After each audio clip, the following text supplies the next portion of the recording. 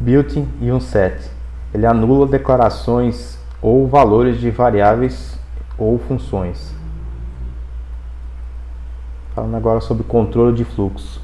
O built-in break. Ele serve para interromper um loop. Este comando possui duas formas distintas de utilização. Break, sem argumentos, que interrompe o loop corrente. E break, seguido de um parâmetro numérico. Ele interrompe o loop de número, representado por cerquilha, onde 1 corresponde ao nível corrente. Continue. Ele provoca um salto no loop da interação corrente.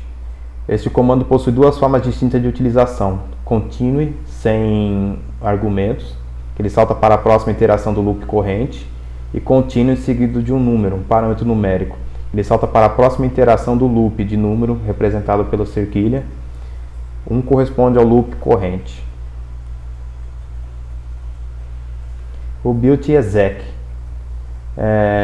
Quando presentes, concatena os argumentos passados como parâmetro e substitui o processo corrente do shell pela execução da expressão resultante. Isto ocorre sem que o novo processo seja criado, ou seja, o PID do processo anterior permanece o mesmo. Quando invocado sem parâmetros, pode ser utilizado para redirecionar stdout ou std para um arquivo de log, por exemplo. Essa opção de redirecionamento é disponível no TCSH. As opções mais comuns disponíveis no ASH e no TCSH são "-a", que permite renomear o processo, "-c", que remove as variáveis de ambiente ao executar os argumentos. Essa opção é equivalente ao comando "-i". Alguns exemplos é executar exec 2 maior airlog, redireciona std para air.log, e exec 1 para maior log.log, redireciona a entrada padrão para log.log. O built-in exit. Ele interrompe a execução do shell corrente, permitindo determinar qual será o return status. Caso nenhum número seja especificado, utiliza o return status do último comando executado. Logout, disponível no Bash, TCSH e ZSH. Termina a execução do login shell corrente. Return, disponível apenas no Bash, KSH e ZSH. Ele interrompe a execução de uma função ou de um script invocado com o comando source. Opcionalmente, permite determinar o return status. Suspend, disponível apenas no Bash, TCSH e ZSH. Ele modifica o estado do shell corrente para suspenso. Isso equivale ao sinal SIG-STP. Login shells não podem ser suspensos. Trap, disponível no SH, no Bash, KSH e ZSH. Permite capturar e tratar certos sinais enviados ao shell corrente. Recebe como parâmetro um string contendo os procedimentos a serem executados, comandos ou funções, e o número do sinal. Caso o número do sinal seja 0, executa os procedimentos ao terminar a execução do shell corrente. Alguns exemplos.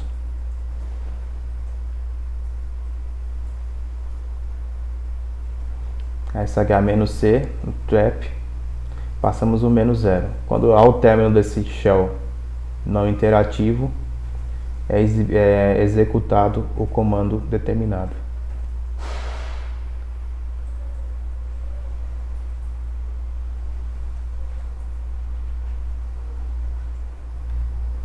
Sobre a execução de comandos, ponto e o comando source.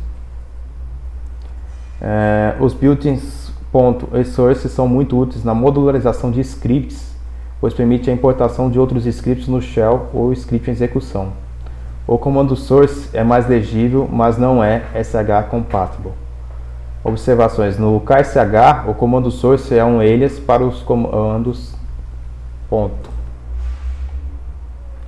para os comandos command e ponto. Alias. Este comando possui três formas distintas: alias, nome, igual, value.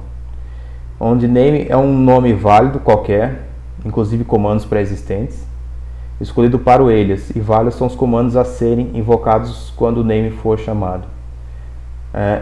Alias seguido de name exibe o comando atribuído ao alias.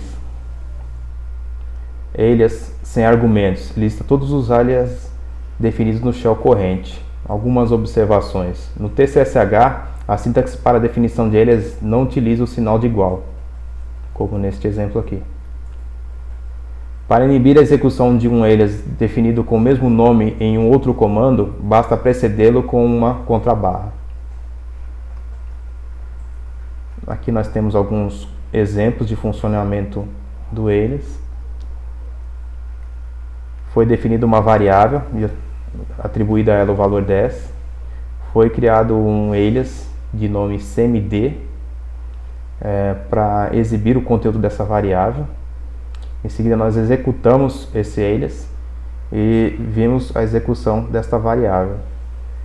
Se a variável for redefinida, ao se reexecutar o alias, o resultado também é redefinido. Este é o funcionamento básico de um alias.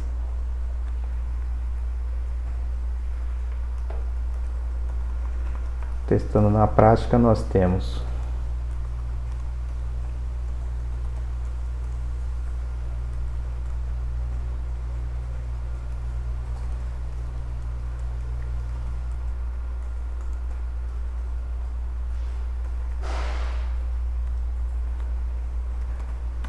ao executarmos o alias, nós verificamos a impressão do conteúdo da variável $var.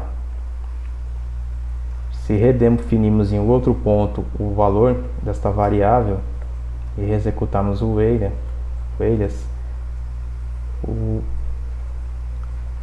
a expansão resultante também nos mostra a atualização no valor da variável.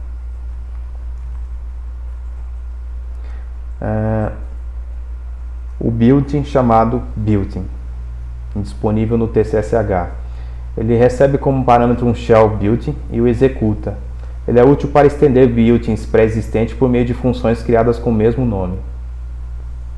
O built-in command, ele parece com built-in. Ele recebe um comando normal ou inbuilt como argumento e o executa. Ele é útil para estender comandos normais ou built-ins pré-existentes por meio de funções criadas com o mesmo nome. Com exceção do ASH, as opções mais comuns são "-p", serve para garantir que o comando normal seja procurado nos locais padrão, ao invés de consultar o valor corrente da variável $path. "-v", minúsculo, procura o comando e caso encontre, exibe sua expansão.